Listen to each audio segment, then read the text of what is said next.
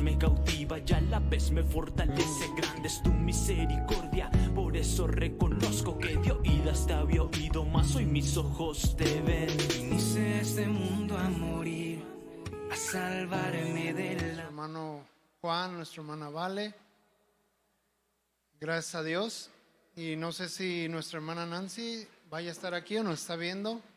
Nuestra hermana Amelia, ella ya viene en camino. Bueno, entonces nuestra hermana Nancy, nuestro hermano Luis, familia, ya están en su hogar también, gracias a Dios.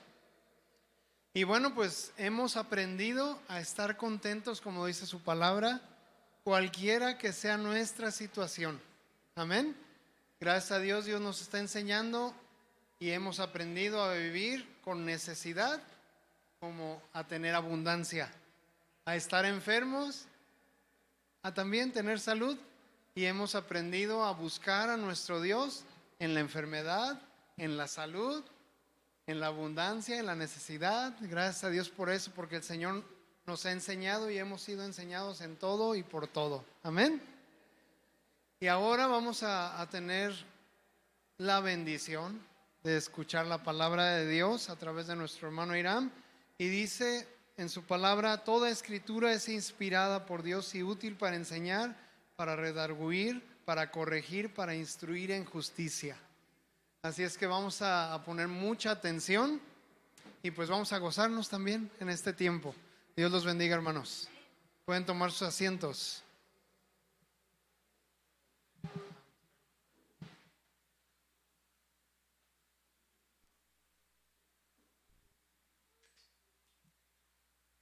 Y bueno, pues yo espero que les esté siendo de bendición. Cada semana hemos estado aprendiendo a conocer a nuestro Dios en sus diferentes nombres. Y pues gracias a Dios por eso. Y yo espero que nuestra hermana Silvia, en un poquito más de tiempo, ella nos haga un repaso. Y pues bueno, ya habrá tiempo para eso. Gracias a Dios por todo lo que el Señor está haciendo con nosotros en nuestras vidas y cada uno de nosotros sirviendo y aprendiendo y practicando de su palabra. Amén.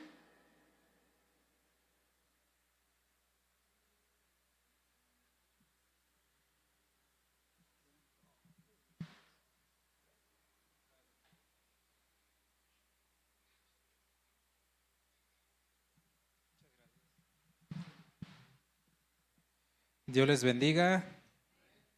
¿Cómo estamos el día de hoy? Bendecidos.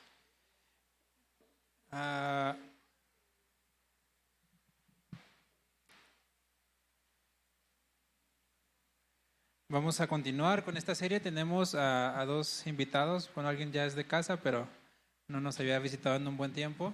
Nuestra hermana Belinda. Y tenemos a un amigo de nuestro hermano Llamas, quien también ahorita le vamos a dar la bienvenida. Y para los que no sepan, pues estamos siguiendo una serie acerca del conocimiento de Dios que se titula Conociendo a Dios. Y nos hemos propuesto, nos hemos dado la tarea de ver qué es lo que enseña la Biblia acerca de Dios a través de sus nombres. Dios se ha presentado como al pueblo de Israel y a diferentes personas en diferentes situaciones mediante un nombre. Ya hemos visto a Dios Rafa, a Elohim, a Yahvé, a Jireh, a Nisi. Y en todo hemos aprendido. ¿Amén o no? ¿Sí? La semana pasada hablamos cuando Dios se presenta como Yahvé Mekadesh, que es el Señor, ¿qué? Te santifica. ¿Y cómo estamos? ¿Estamos practicando? ¿Estamos buscando la santidad? Porque sin santidad, ¿qué? Nadie verá a Dios. Bien, entonces vamos a dar inicio. Vamos a orar rápidamente por el mensaje. Señor, te doy gracias por tu palabra y porque tú eres bueno con nosotros. Te ruego que abras el entendimiento de cada uno de los que estamos aquí, que tu palabra sea expuesta con denuedo y con claridad, Señor. Dame sabiduría para hablar correctamente y que tu Espíritu Santo sea quien guíe esta enseñanza y que tu nombre sea glorificado, Padre. Que nuestros corazones, nuestra mente y nuestro espíritu sea fortalecido en ti y que podamos salir confiando aún más en ti, Señor. Te lo pedimos en el nombre de tu Hijo Jesús. Amén. Bien, el día de hoy vamos a empezar la enseñanza acerca de Jehová o Yahvé Sabaoth. Ahorita vamos a ver qué significa Sabaoth, suena medio raro, ¿no? Esta enseñanza está bastante larga, por lo cual le pedí al hermano Andy, le dije, oiga, está muy larga, la puedo dar toda, pero me tardaría como 1 hora 20, y los hermanos a la media hora ya están dormidos. Entonces, les dije, ¿qué me parece? Si o me lo aviento todo de corrido lo más rápido, o lo dividimos en 2 partes. Y me dijo, no, pues divídelo en 2 partes, para que los hermanos vayan comiendo poco a poco y no se vayan a empachar. Ajá. Entonces vamos a basarnos en 1 Samuel 1:3. 1 Samuel 1:3. No sé si usted lo ha notado. Yo espero que sí, que Dios nos dé entendimiento. Pero hemos ido recorriendo los nombres no de forma aleatoria. No estoy tratando yo sé que es Dios quien dirige y no es por mí, no es por mi mérito. Pero si usted lo ha notado, hemos ido casi como se ha enseñado en la Biblia cronológicamente.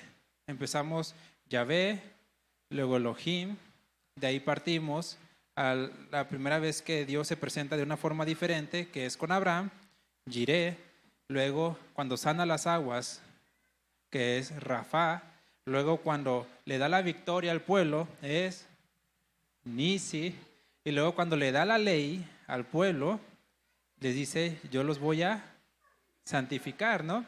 Y bueno, entonces esta enseñanza de Jehová Sabaoth está ahí en 1 Samuel 1:3. En sí, no es como que Dios haya hablado con el profeta Samuel y le haya dicho yo soy Yahvé Sabaoth, sino que a partir de ahí se va a empezar a mencionar mucho este nombre. Dice, y todos los años aquel varón subía de su ciudad para adorar y para ofrecer sacrificios a Jehová de los ejércitos en Silo, donde estaban 2 hijos de Elí, Ofni y Fines, sacerdotes de Jehová. Es la primera vez que se menciona a Jehová de los ejércitos. Si usted ve, desde antes no se había mencionado nada acerca de Jehová de los ejércitos. Con Abraham no se mencionó Jehová de los ejércitos, cuando sacó al pueblo todavía no. Pero en esta temporada, en este tiempo, ya se habla acerca de Jehová de los ejércitos. Poco antes ya se había mencionado a Jehová como varón de guerra. Y cuando Josué iba a conquistar la tierra, se recuerda que se presenta con Jesús, ¿sí? Bueno, más bien Jesús se le presenta a él y Josué le dice, ¿vienes con nosotros o contra nosotros? Porque no lo conocía. Y Jesús le dice, yo soy el príncipe del ejército de Jehová. Pero como tal el nombre Sabaoth viene a partir de ahí.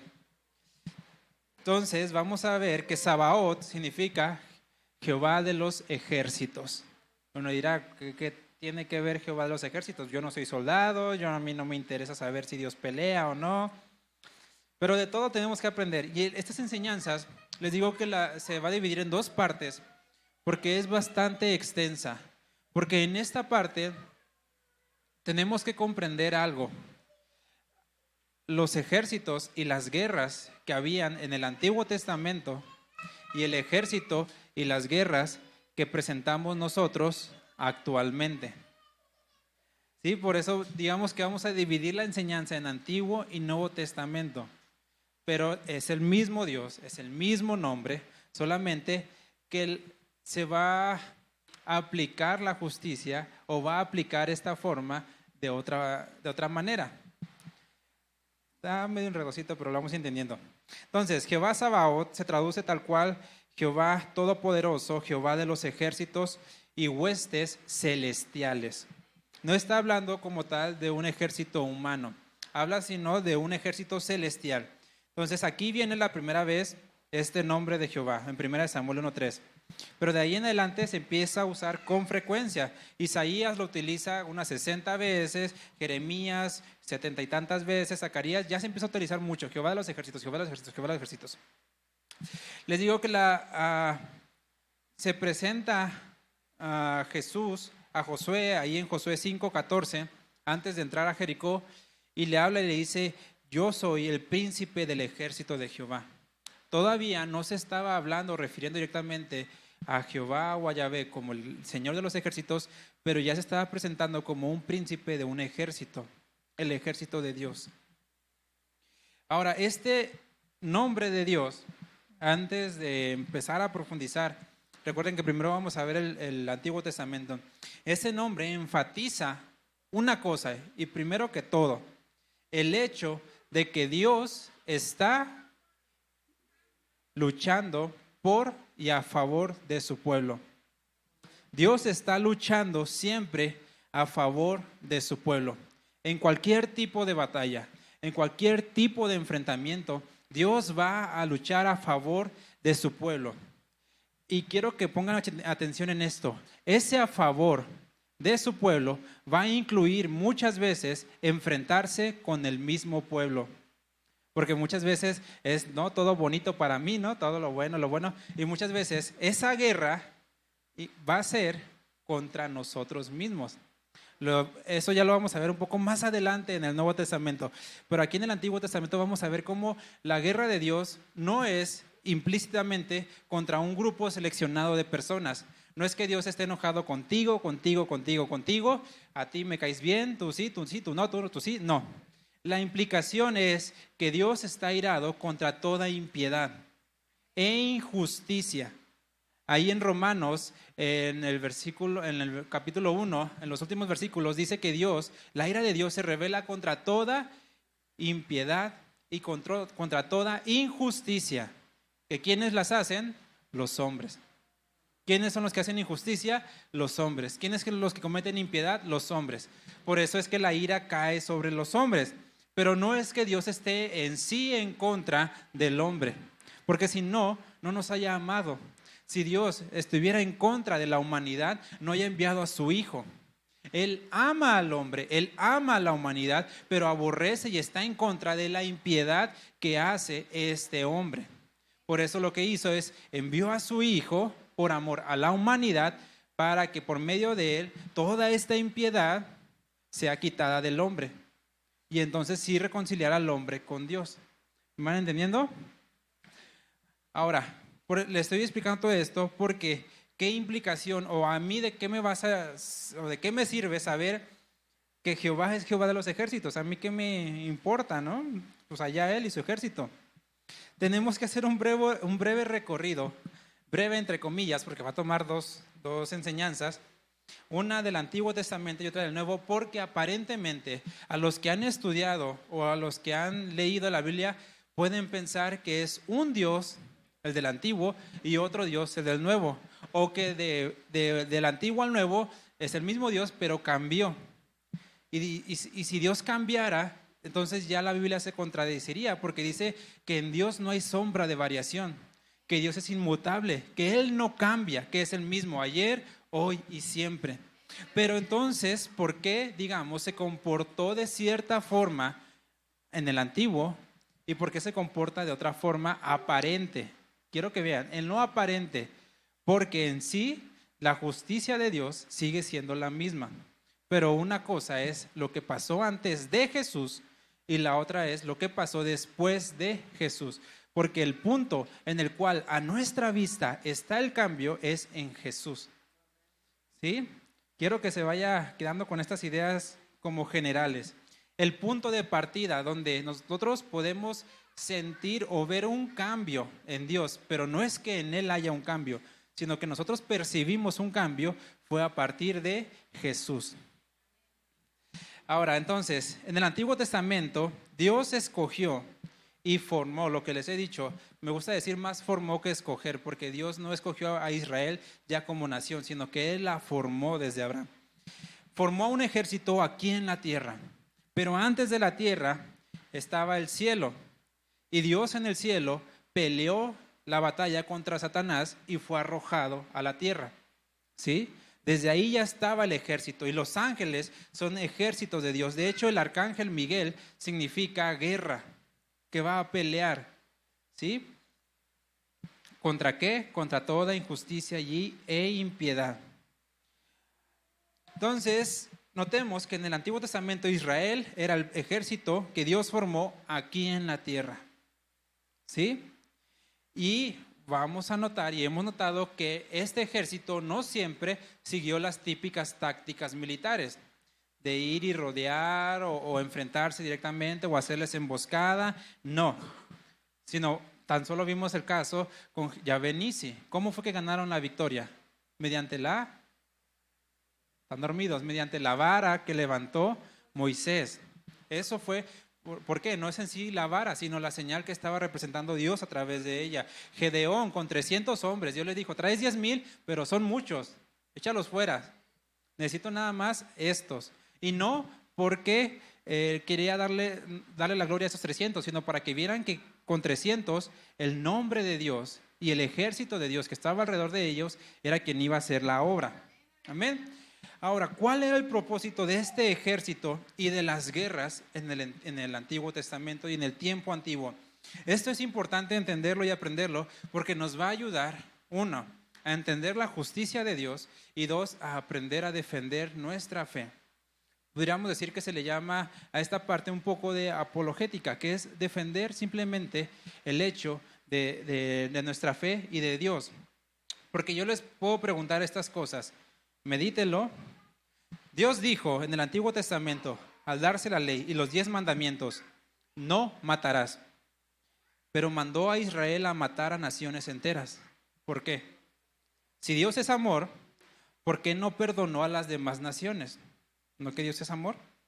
¿Por qué Israel invadió otras naciones para quedarse con esa tierra? Recuerden que invadió Jericó. ¿Por qué Dios dice, haz bien a tus enemigos? En Romanos, ¿se acuerdan que dice, haz bien con tus enemigos? Pero aparentemente Él no hizo bien con sus enemigos. ¿Por qué? ¿Acaso Dios es diferente en el Antiguo Testamento que en el Nuevo Testamento? ¿Es otro Dios? ¿O será que Dios es solo un belicista que arbitrariamente saca su frustración con personas inocentes? ¿Qué responderían ustedes a estos cuestionamientos? ¿Estaríamos preparados? ¿Estamos preparados para saber qué decir? Porque nos pueden mover el tapete, ¿no?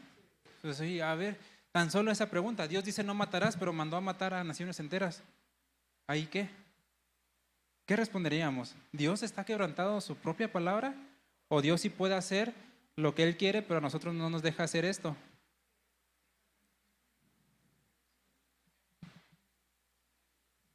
¿Pero qué Dios no es nuestro máximo ejemplo? Tenemos que entender a este Dios, les digo, en el Antiguo Testamento, cómo se comportó, porque todo está basado en la justicia de Dios, en la justicia de Dios. A nuestros ojos parece diferente, pero no es diferente. Es el mismo Dios. Supongamos que nunca has leído la Biblia, ¿no? Y todos te dicen, oye, ¿sabes qué? Es que ahí en la Biblia encuentras el amor de Dios. Dios te perdona, Dios te ama, Dios quiere tu bien. Dios no hace mal a nadie. Dios muestra su bondad y benignidad para con todos los hombres. Y vemos historias de amor de Dios. Pero empiezas a leer y te encuentras con esta historia donde Dios le dice a Samuel, para que le diga, Dios le dice a Saúl a través de Samuel, he decidido castigar a los amalecitas por lo que le hicieron a Israel.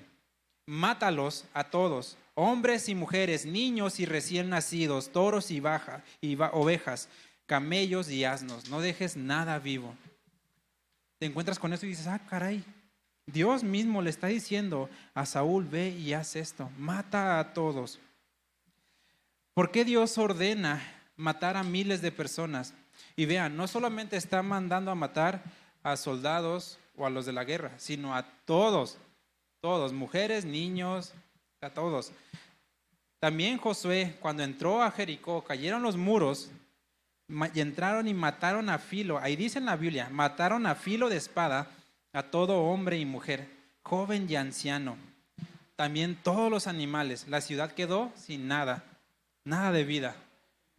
¿Usted cree? Es interesante, ¿no? Si Dios no pudiera responder a estos cuestionamientos, ¿por qué dejó las historias ahí? ¿Por qué Dios dejó estas enseñanzas ahí? Por algo las dejó. Y Dios es perfecto en todo. ¿Qué es lo que tenemos o cómo interpretaríamos estos pasajes? Porque surgen estas cuestiones acerca de Dios, acerca de la guerra, acerca de la violencia. Presentan un desafío a nosotros de tratar de entender eso, porque nosotros vivimos en tiempos de paz, no en tiempos de guerra.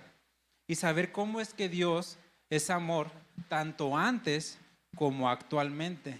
Y cómo Dios es justicia tanto antes como actualmente. En esto también vamos a encontrar la naturaleza de Dios.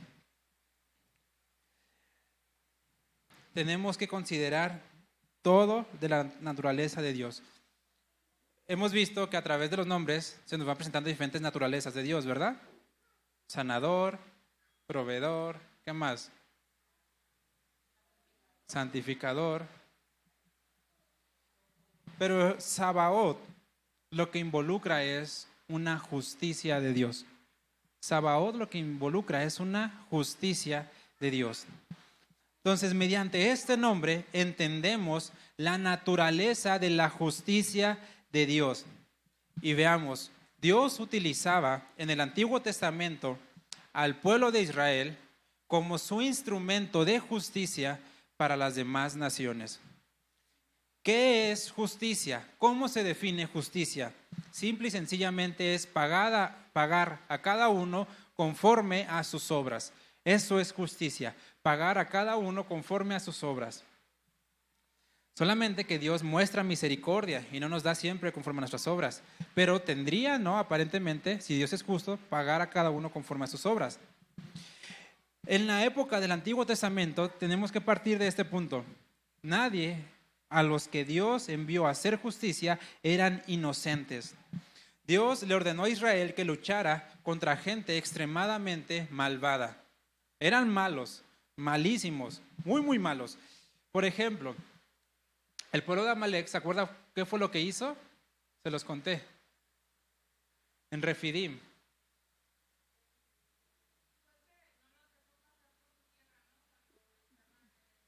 Ajá. Israel lo que hizo fue este anuncio. ¿Saben qué? A las demás naciones, vamos a pasar en medio por este camino. No vamos a hacerles nada. Israel anunció, no queremos pelear, solamente queremos pasar para llegar a nuestra tierra. Y Amalek en el camino dijo, no, aquí mis chicharrones truenan. ¿Y qué vamos a hacer? A atacarlos. Pero no los atacó, digamos, de forma correcta, como era en el tiempo de guerra, de frente. No, ¿qué hizo Amalek? Se fue por atrás con los más débiles y los atacó de forma injusta. ¿Y contra qué está airado Dios? Contra toda impiedad e injusticia. Porque aún en la guerra, en tiempos antiguos, hay normas para pelear. ¿Sí? Y todavía se supone que hay normas. Hay los que se llaman crímenes de guerra. Y ahorita vamos a ver cómo Dios no hizo crimen de guerra, siendo que pudo haberlo hecho. El crimen de guerra es el soldado que viene, se rinde, yo ya no tengo por qué matarlo. Ya se rindió, ya levantó bandera, y si yo voy y lo mato, ya es un crimen de guerra. Si yo voy y hago eso a alguien que ya se rindió, ya no es justo. ¿De acuerdo? Entonces, Israel fue por ese y los amalecitas lo trajeron por atrás. Y en ese momento, recuerden que Dios les dijo, escribe Moisés, que yo aplicaré justicia y castigo a Amalek por lo que hizo. Es importante reconocer esto primero que nada. Dios no escogió gente al azar. Decir, a ver, donde cae la bolita, allá cayó, allá, juicio, no. Sino que utilizó a Israel para ejercer justicia sobre gente mala, que, fíjense lo que hacían, practicaban el abuso sobre niños, metiéndolos en sacrificios, en niños, y los mataban. Tenían actos sexuales inmorales, hombres con hombres, mujeres con mujeres. Era gente mala, muy mala. Entonces, este tipo de justicia caía sobre todos indiscriminadamente, porque lo malo que hacían, digamos que corrompía a todos los de alrededor. Y dirían, bueno, la nación, los sacerdotes son los que ofrecen a los niños, pero ¿quién se los entregaban? Las mujeres. ¿Quiénes vivían ahí? Los que estaban de acuerdo con esas naciones. Y Dios hacía justicia con los que estaban dentro de ahí. Pero vamos a ver cómo la justicia de Dios sigue siendo la misma antes y ahorita. Esas no eran personas inocentes, sino que pagaban las consecuencias de su maldad.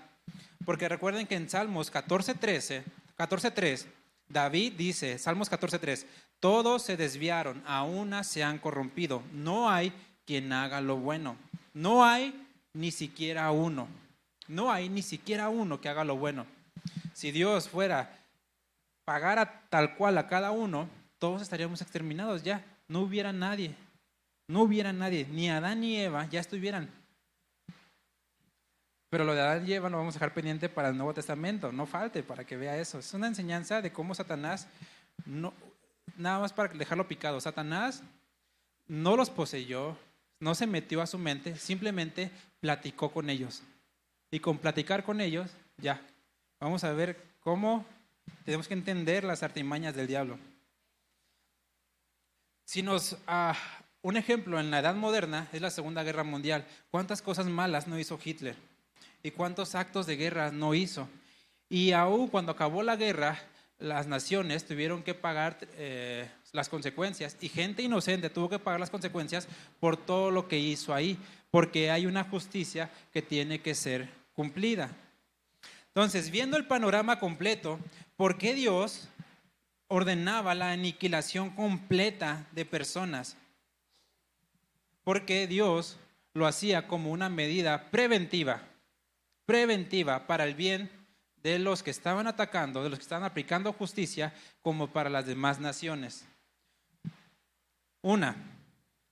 Si un niño muere, ¿a dónde se va? Al cielo, ¿sí? Porque no tiene una conciencia activa para pecar. Peca porque es su naturaleza, ¿sí? No, el niño no es bueno, peca, pero no tiene la conciencia para decidir sobre ese pecado. ¿Sí me entienden? Entonces, ¿qué es más justo? Matar a los niños para que dejar a los niños vivir, para que vivan en sufrimiento por lo que les ha pasado a todos los conocidos que estaban en guerra, y para seguir pecando y a lo mejor apartarse de Dios y morir lejos de Dios con sus ídolos y todo, o matarlos y que ya estén con Dios, sin sufrimiento, sin nada? ¿Qué es más justo? Vean, en la sabiduría de Dios, Él sabía lo que había de pasar en el futuro, y Él sabe lo que hay en el futuro. Por eso dice, haz esto, porque Él sabe que si no lo haces pueden venir consecuencias. En este ejemplo de Amalek, vean, Dios le dice a Moisés, escribe en el libro, escribe. Ya estaba dando una advertencia, ya les estaba avisando a Amalek que iba a venir un juicio sobre ellos. ¿Qué les estaba dando Dios? La oportunidad. Porque el juicio no cayó inmediatamente. Pasó Josué, pasaron los jueces, Sansón, Gedeón, hasta que llegó con el primer rey, Saúl. Ya entonces dijo Dios, ya les di el tiempo suficiente, pero no hicieron caso. Recuerden que les he dicho que Dios es paciente para con todos nosotros. Les dio el tiempo y no se arrepintieron. Cayó el juicio y le dijo a Saúl, tú vas a ser mi instrumento de justicia, ve y aniquila, ve y mátalos. Y Saúl se creyó más santo que Dios. Dejó lo más puro y lo más hermoso. Y Dios por eso le dijo, ya no eres más rey, ya me conseguí a otro. ¿Qué pasó? Saúl, queriendo ser más bueno que Dios, permitió que estos amalecitas, que ciertos, los príncipes, los de la realeza, vivieran. Pero ¿qué ocasionó? Que esta nación volviera a crecer, que se volvieran a reproducir. Y en el mismo libro de Samuel 30 vemos cómo David se tuvo que enfrentar a los amalecitas, porque volvieron a hacer guerra contra Israel, volvieron a pelear. Y no solo eso, sino que hasta los tiempos de Esther, quien planeó la muerte de los judíos, quien fue y convenció al rey Asuero de darle mate a todos los judíos, fue Amán, que era descendiente de los amalecitas. Ven, por algo Dios dice, extermínalos a todos, de raíz. Y esto, véanlo, trasladémoslos hasta acá. Amalek es el pecado, es la injusticia. Y Dios dice, extermina todo rastro de pecado en tu vida. Porque aún si dejaras un solo pecado ahí vivito y coleando, por eso ya no entras al cielo. Porque la paga del pecado es la muerte. Por eso vean las consecuencias de no obedecer todo de Saúl. En el Antiguo Testamento, todo lo que Dios nos enseña es sombra de lo que ha de venir. Y les digo que en esta enseñanza de Amalek, Dios le dijo, extermina, rae todo, quema todo. Pero no lo hizo. Así Dios nos dice a nosotros, extermina, quema todo rastro de pecado, de inmundicia, aléjense de todo eso. Porque si no, dejas algo ahí que dices, con lo que vimos la semana pasada, ¿te obedecemos en todo a Dios o solo en lo poco? Dice a Dios, porque nada más me obedeciste en poco, yo también no te voy a aceptar y te voy a vomitar. Ahora, vamos entendiendo cómo Dios ejerció la justicia dentro de aquellos tiempos conforme a la guerra, porque era el lenguaje y eran las culturas y eran las formas en las que esas naciones se manejaban. Pero la guerra de Dios no era indiscriminada, no era decir voy a ir a atacar a esa nación solo para conseguir su oro y su fortuna y su riqueza como otras naciones lo hacían. A las naciones que atacó fue porque Dios ya había aplicado un juicio sobre ellos, como Amalek. Jericó, los que aparentemente no le hicieron nada a Israel, esa tierra no era de ellos. Dios se la había dado a Abraham. Esa tierra era legítimamente del pueblo de Israel. ¿Qué fueron a hacer? Simplemente a reclamar lo que era de ellos. Israel siempre que iba a atacar a una nación era en defensa propia o era porque habían cometido un acto injusto delante de Dios y Dios ya había decidido exterminarlos. Pero Israel no llegaba por sorpresa ni los mataba así. Israel siempre mandaba aviso.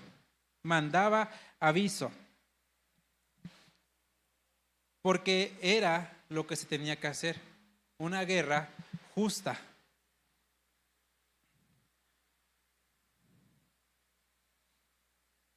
Veamos cómo entra dentro de esta justicia el Dios de gracia. Ahorita nosotros, como les digo, aparentemente es otro Dios que ya no nos paga conforme a nuestras obras, que ya tiene gracia sobre nosotros. Pero en aquel tiempo Dios también tuvo gracia. Lo que les digo, la justicia de Dios no es nada más así sin compasión y aventajoso. La justicia de Dios se aplica de forma justa, si no, no sería un Dios justo. La justicia de Dios no implica ventajas sobre indefensos, sino solamente castigo sobre los malos.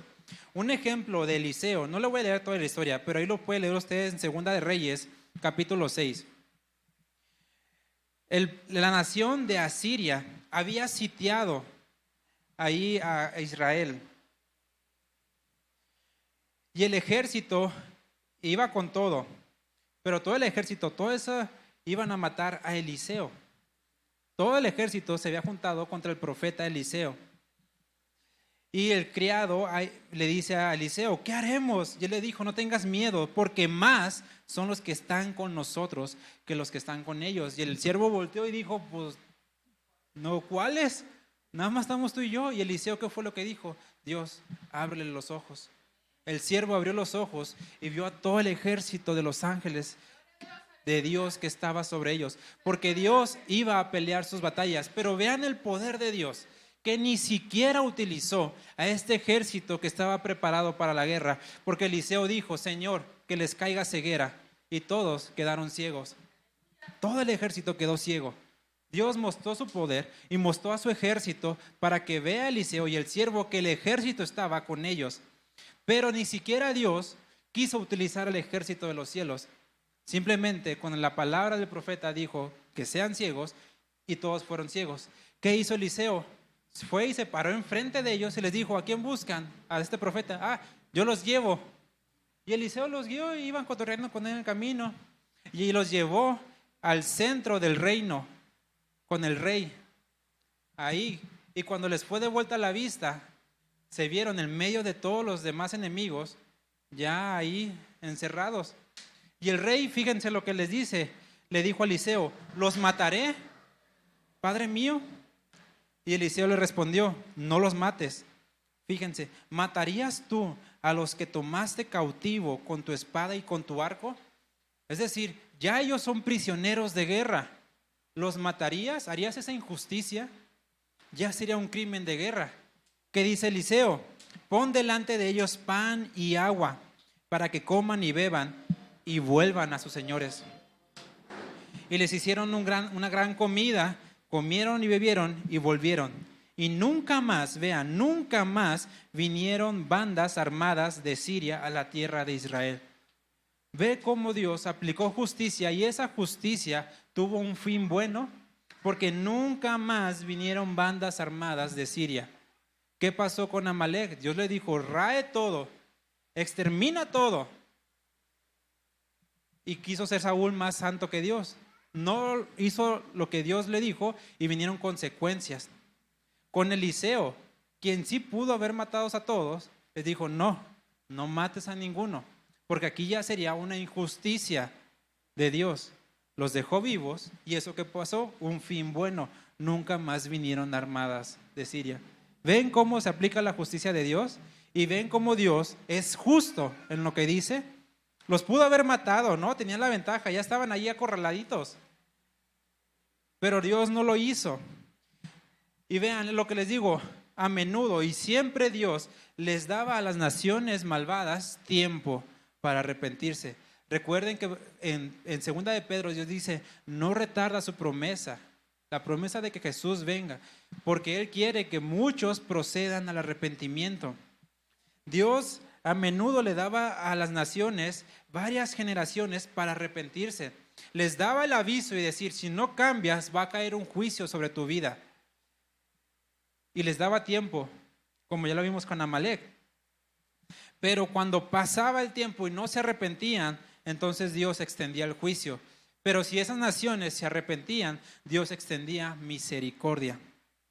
Y si dentro de la nación había ciertas gentes que sí reconocían, Dios tenía misericordia sobre esos nada más. Vean el ejemplo de Nínive. Dios fue y dio aviso a Nínive, arrepiéntete o serás destruida.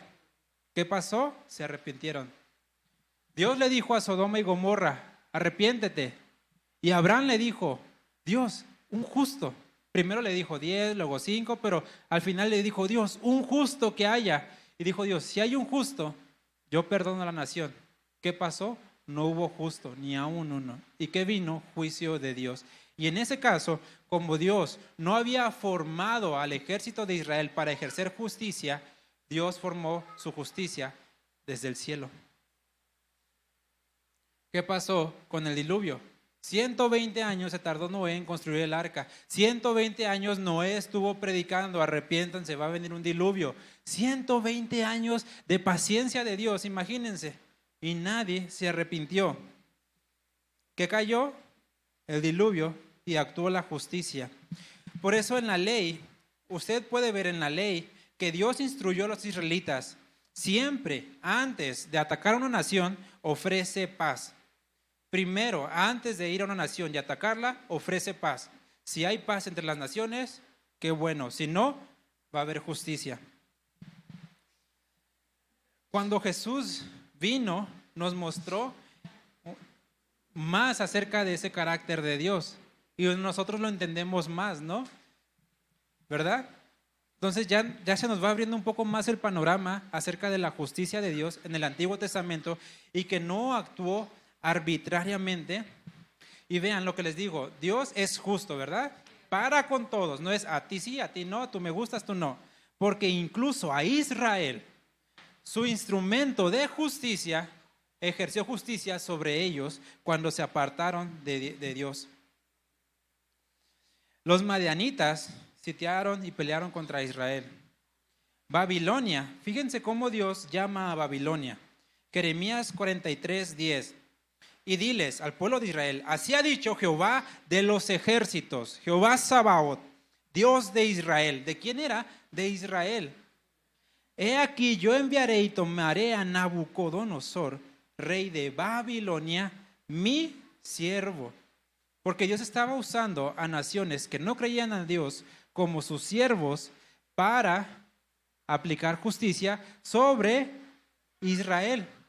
Dios no era el Dios de Nabucodonosor ni de Babilonia, era el Dios de Israel. Pero como Israel se estaba apartando de Dios, Dios aplicó justicia sobre ellos. ¿Se acuerdan cuando cuando Pedro le dijo a Jesús, Señor, yo no te voy a negar?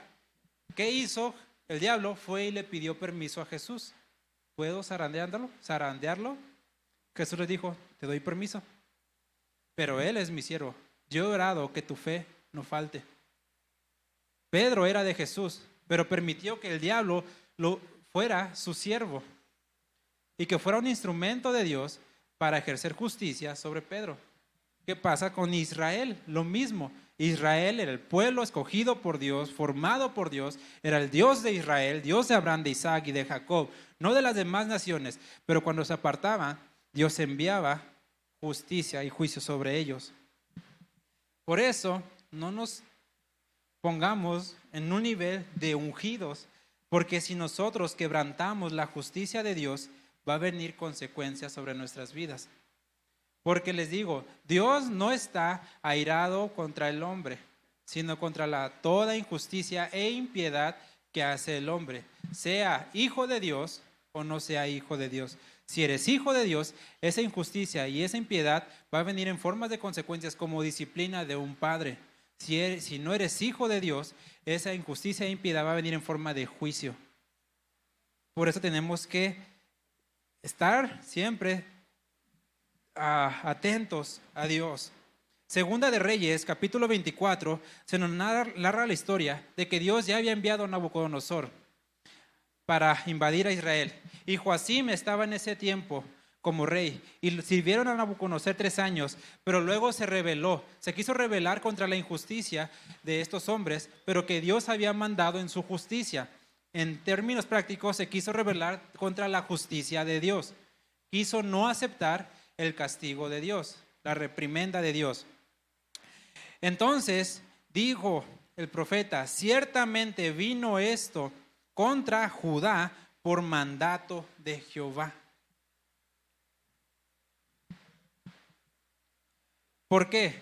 ¿Qué vino por mandato de Jehová? El juicio, porque se habían apartado de él. Joacim no quiso aceptar el juicio de Dios, se rebeló contra esta justicia de Dios. ¿Y qué hizo Dios? Luego, Jehová envió contra Joacim tropas. Fíjese, no te bastó uno, ok, rebélate contra la justicia. Te voy a enviar tropas de caldeos, tropas de sirios, tropas de moabitas, tropas de amonitas, las cuales envió para que destruyesen toda Judá, conforme a la palabra que Dios había hablado. ¿Rehusamos la corrección de Dios, la disciplina de Dios? Porque si nos ponemos tercos contra la disciplina de Dios, dice, ok, ¿no te bastó? Ahí te va más. ¿Sí ven?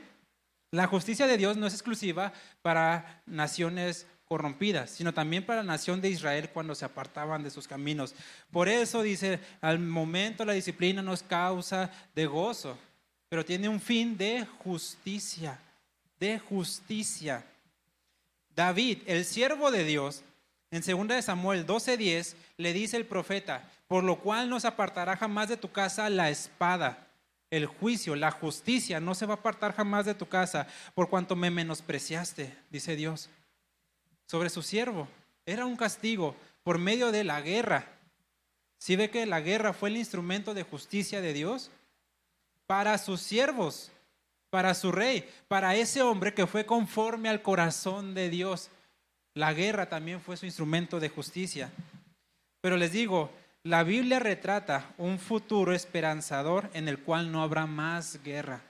No habrá llanto, ni dolor, ni muerte. Y este es el plan perfecto de Dios para nuestro mundo. Aunque a veces les digo que usó la guerra para juzgar a naciones malvadas, la maldad del humano sigue latiendo y ahora provocan guerras por ellos mismos. Pero sigue siendo parte del juicio de Dios. ¿Sí ven cómo la justicia de Dios es justa? No es nada más, no es imparcial sobre ti, no, sobre ti. Es contra toda impiedad e injusticia de los hombres. ¿Sí? ¿Se van entendiendo? Ahora, todo esto es sombra de lo que había de venir en Jesús. en Jesús y con este nuevo tiempo que llamamos tiempo de gracia, es el mismo Dios, pero a nuestro parecer funciona de forma diferente. ¿Por qué? Porque ya tenemos a Jesús de por medio. Ya hay un mediador entre Dios y los hombres. Antes era Dios directo con el hombre y por eso dices, horrenda cosa es caer en manos de un Dios vivo. ¿Sí? Horrenda cosa. Por eso dijo Dios, voy a enviar a mi hijo para que haya un mediador. Por eso a nuestro parecer Dios ya cambió, pero no. La justicia se sigue aplicando, pero vamos a verla cómo se aplica en el Nuevo Testamento. Amén. Vamos a orar. Dios, te doy gracias por tu palabra y porque tú eres bueno con nosotros, porque nos enseñas y nos instruyes, Señor. Y sabemos que en toda tu palabra, en toda la Biblia, está la enseñanza de quién eres y de quién tú eres y cómo te muestras para nosotros, Señor. Tú has aplicado justicia y tú eres justo, Señor. Ayúdanos a caminar en esa justicia y a reconocerte en todos nuestros caminos. Y que si en algún momento nos desviamos, que sea necesaria esa justicia, Señor, saber reconocerla y saber aceptarla en nuestro corazón para ser justos y rectos delante de ti. Queremos entenderte en todos nuestros caminos, tenerte presente en todo lo que hacemos, en todas nuestras decisiones. Te ruego, Señor, que tú bendigas a esta iglesia, que bendigas los corazones que están aquí. Que tu palabra que ha sido sembrada dé fruto, Señor, y que caiga en buena tierra. Ayúdanos a entender que tú eres un Dios justo y que eres un Dios de amor y que siempre nos das tiempo para arrepentirnos, Señor, porque si conocemos que hay algo malo en nuestro corazón, que si hay algo malo en nuestras vidas y no ha habido ninguna consecuencia, es porque tú estás siendo paciente para con nosotros, queriendo que nos arrepintamos, no para que pequemos más, sino para proceder al arrepentimiento, Señor, y reconocerte en todos nuestros caminos y saber que somos hijos tuyos, Señor, y tener siempre y amar la disciplina, porque si no hubiera disciplina seríamos bastardos. Y en esta iglesia todos queremos ser tus hijos. No hay nadie que quiera ser un bastardo tuyo, Señor. Por favor, si hay un camino torcido, corrígelo, Señor, y ponlo recto. Si hay algo en nuestras vidas que no te agrada, Señor, quítalo, córtalo de raíz, lo que sea necesario, pero que tu iglesia sea santa como tú lo has prometido, que tú nos santificarías, Señor, y que tú pondrías en nosotros un corazón de carne para recibir tu Espíritu Santo y quitarías ese corazón de piedra endurecido. Por favor, examina nuestro corazón y ayúdanos a atender a tu llamado. Te lo pedimos en el nombre de tu Hijo Jesús. Amén. Gloria a Dios. Un fuerte aplauso al Señor.